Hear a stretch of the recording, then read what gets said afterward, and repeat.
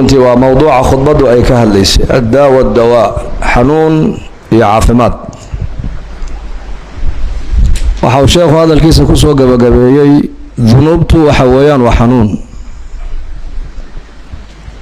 توبدنا ودودي ويان dadku inta badan waxa yaqaan xanuunkan jirka ku dhaca xanuunka qofka bini aadanka jirkiisa ku dhaca intiisa badan isaga uu ku eegyahay dhibaatadiisu caloosha qofka xanuunaysa calool xanuunka isaga uu baa qaba dhabarka xanuunaya dhabar xanuunka isaga uu baa qaba dhag baa xanuunaysa dhag xanuunka isaga uu bay ku egtahay laakiin xanuun waxa jira taadiya oo dadka bini aadanka oo dhan gaadha oo dadka oo dhan saameynaya xanuunkaas waa maxay waa adh-dhunub wa kathratu al-ma'asi macaasidu haddii mujtamaca ay ku dhex badato cuqubada macaasida ka dhalanaysa kii geystay kaliya kuma ekaanayso wattaquu fitnatan la tusibanna alladhina dhalamuu minkum khassa wa'lamu anna allaha shadidul 'iqab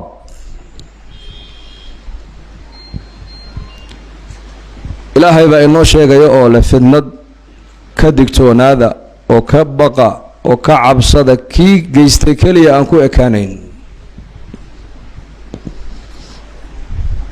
dunuubtu haddii badato oo dadka dunuubtoodu ay aad u badato waxa dhacaysa dembigaasi adiga kaliya cuqubadiisu kugu ekaan mayso oo nabigeenu calayhi salaatu wasalaam xadiiskii waa kii markuu nabigu u soo galay ummul mu'miniin zaynab bint jahsh radiyallahu anha asaga oo laa ilaaha illa allah waylun lil arab min sharrin qad iqtarab futiha al yawma min radmi ya'juj wa ma'juj قالت أم المؤمنين رضي الله عنها أنهلك وفينا الصالحون قال نعم إذا كثر الخبث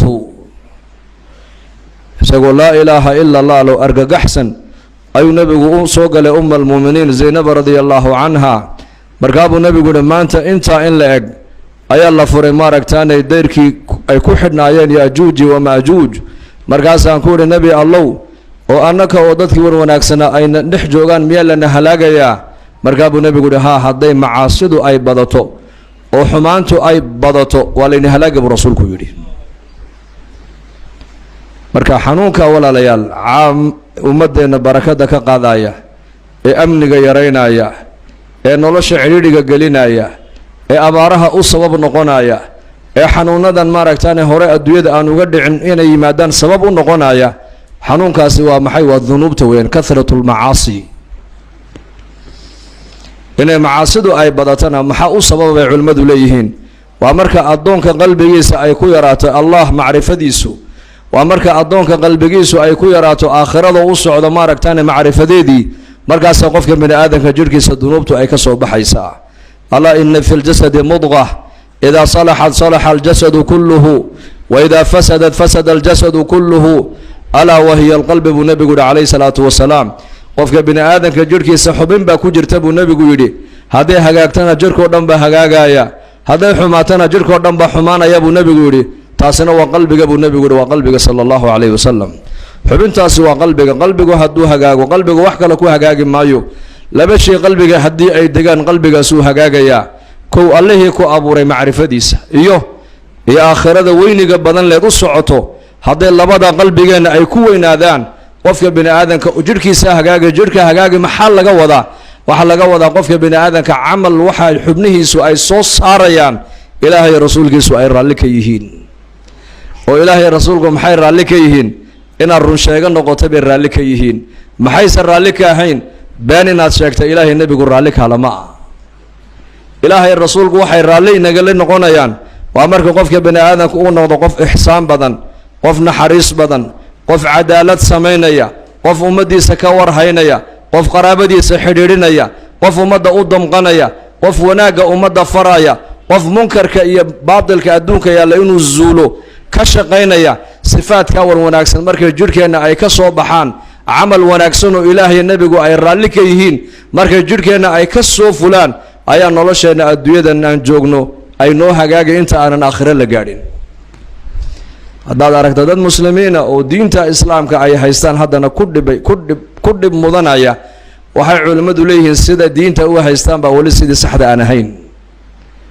diintan ilaahay wuxuu u soo dejiyey dadku nolosha adduunyada intay joogaan inay janno ku dhex galaan, inay amni ku helaan, inay maxabo ku helaan, inay arsaaqad barakala ay ku helaan.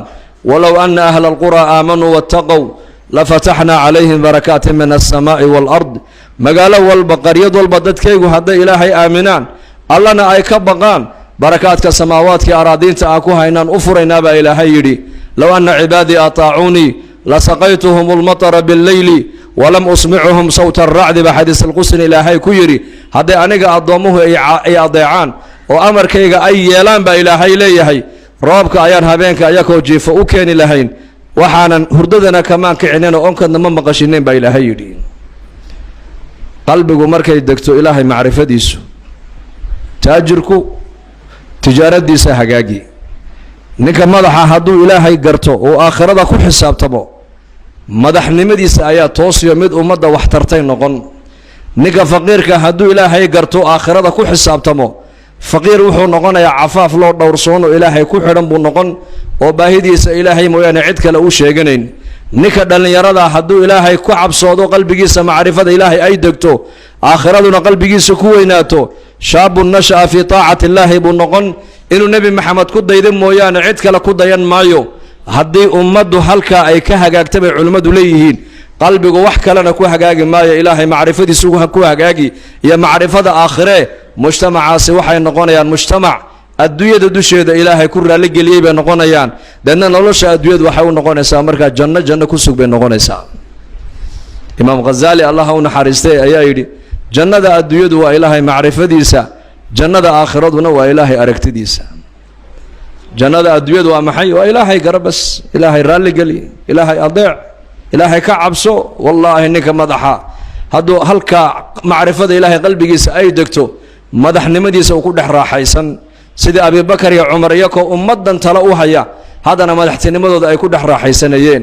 ninka taajirka haddii halkaa qalbigiisu ilaahay uu ku xidhmo, tijaaradiisu waxay noqonaysaa tuu ilaahay ugu dhowaado oo janno ayuu galaya adduunka dusheeda. ninka faqiirka haddii qalbigiisa macrifada ilaahay ay degto, faqrigiisaas isaguna uu ku dhex raaxaysan. maanta mikrafoonka haddaan qaadano dadkeena mujtamaceena la dhex wareegno oo nin walba aan weydiino nolosha uu ku jiro waa noloshee, wuxuu ku leeyahay rafaad iyo dhibaataan ku jirnaa buu ka odhan. miskiinka warayso wuxuu ku leeyahay cidhiidhi baan ku jiraayo cidno igama warhayso. taajirka warayso, taajir wuxuu ku leeyahay cidaan aaminaba ma garanaynaba, tijaaradiina qish iyo khiyaano iyo maaragtaane dhib baa meeshaa naga haysata. ninka madaxa warayso wuxuu ku leeyahay waan daalay, maba nasanaynaba, waayo cidaan aaminaba ma haynoon wax u dhiibanno. shucuubta warayso mikrofoonka la dhexmar waxay ku leeyihin madaxdayadan talada ilaahay noogu dhiibay, khayrkooga allahana siiyo, iyakoo badanaysanaya waa qala dhisanaya, annaka warba nagama hayaan. aabbaha warayso ilmihiisa weydii ka waran carruurtaada dheh, wuxuu ku leeyahay ciyaalkii zaman adag baan ku jirnaayo ilaalintoodii baa naftiiga baxday, inay baariyin noqdaanna kama yaaba buu ku leeyahay. inanka warayso wuxuu ku leeyahay aabbahay dantiisu yaqaanaa mayna danteedaba garan maayo buu ku odhan. ummad waxaasoo dhan waxaa lagu hagaajin karaa waa maxay? waa rujuuc ila diin, inay ummaddu xagga diinta usoo noqoto oon masaajida ku xidhnaano. wallaahi diintu iyadayna toosinaysaa. diintu madaxdeennay toosin, oo fuqaradeennay toosin, oo dhallinyaradeenay toosin, oo tujaarteennay toosin, oo haweenkeennay toosin. diin markuu ilaahayna siiyey muxuu inoo siiyey? laqad anzalnaa ilaykum kitaaban fiihi dikrukum afalaa tacqiluun. ilaahay baa inagule kitaab baa nii soo dejiyey, kitaabka aan nii soo dejiyeyna baa ilaahay leeyahay adduunyadan intaad joogtaana raaxadiinnii baa ku jirta, sharaftiinnii baa ku jirta, aakhiradaad u socotaana badbaadadiinnii baa ku jirta. wa innahu la kitaabun casiiz, waa kitaab casiiza baa ilaahay yidhiyo qofkii kitaabkaa raaca adduunkana aakhire cizi buu helay. cidhiidhi arki maayo ninka kitaabka ilaahay raaca. ninbaa xanuunsado, ninba wadaadii ugu yeehay qur-aanka igu akriye, qur-aankiibuu la dul fadhiisto uu ku akhriyey markaasuu warya war qur-aankaagu waa iga sii daray buu yidhi. wadaadkiina uu xanaaqo, ma qur-aanka aan kugu akrinaya kaaga sii daray? haa, marba haddaad tihi qur-aanka iiga daray, ashhadu annaka min adaalimiin, adna daalimiintaad ka mid tahay buu yidhi. lanna qur-aanka ilaahay ku yihi wanunazilu min alqur'aani maa huwa shifaaءun waraxmatun lilmu'miniin walaa yaziidu الظaalimiina ilaa khasaara. daalimiinta qur-aanku khasaaro unbuu u kordhin mooyaane wax kale u kordhin maayo. marka maanta walaalayaal haddaan nolosheena dib ugu noqono runtii dulmiga waan ku wada dhex jirnaa oo dulmiga ugu weyn waa maxay wadcu shay fii gayri maxallihi hada huwa dulm shaygan sidii loogu talagalay maahayna si kale haddaad meel kale u dhigto waad ku xadgudubtay ka dhigan tahay. hadda marwaxadan dusheenna saaran sidana loogu talagalay in loo rakibo haddaan dhinaca kale u rakibna waan dulminay ka dhigan tahay. maanta nolosheenna haddaan u noqono waqtigeennii caqligeennii dhaqaalaheennii quluubteennii meelshii ilaahay ugu talagalay meel aan ahayn bay inta badan maanta ay ku dhacaysaa. marka waa inaan ilaahay usoo noqono toobadkeenno oon culimmadeenna iyo masaajideenna iyo dadaalkaa diineeda maanta adduunyada culimmadu ay ku dhawaaqayaan aan ka wada qayb qaadana insha allah. sow diyaar ma nihin insha allah. waa waqti dahiray nagu dheerayn maaye hadalkii sheekhu inuu yidhi baa nagu filana dembigeena allaha dhaaf diintana allah inoo macaaneeyo maralkeennana allaha shaafiyo mawtaadkeennana allaha u naxariisto amni iimaanka allah inoo ziyaadiyo sala allahu calaa sayidina